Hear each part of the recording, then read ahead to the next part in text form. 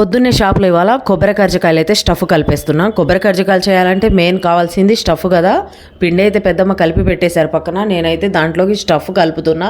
ఏది ఎంత వేయాలి క్వాంటిటీ అని చెప్పేసి కొద్దిగా స్వీట్ మొత్తం కరెక్ట్గా చూసుకోవాలి.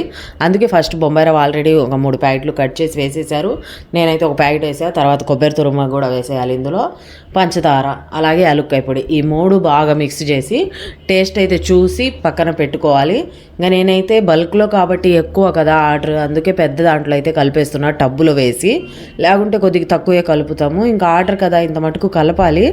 ఇంత ఎక్కువ కలపకుంటే సరిపోవు. మళ్ళీ నేను ఇంటికి వెళ్ళాక ఇది అయిపోద్ది. అందుకే నేను ఇంటికి వెళ్ళేటప్పటికే కలిపేసిద్దామని చెప్పేసి కొబ్బెర అన్నీ వేసి కరెక్ట్గా అయితే కలిపేస్తున్నా. ఇది కలిపాక కలిపిన పిండి అయితే ఉంది, అదే గోధుమ పిండి అన్నీ కలుపుతారు కదా, అవి కలిపిన దాంట్లో సాదుకొని ఈ స్టఫ్ అయితే పెట్టి చేసేస్తారు. ఇంకా నేను సాయంత్రం వచ్చే వరకు ఇది మొత్తం చేసేసాక అప్పుడు బాగా ఆయిల్లో అయితే ఫ్రై చేసేస్తారు. ఇంకా ఎమ్మటే టిఫిన్ టైం అయింది. మా వారి వాళ్ళందరికీ ఉగ్గాని అయితే తెచ్చారు. అందరు తినేస్తున్నారు. తర్వాత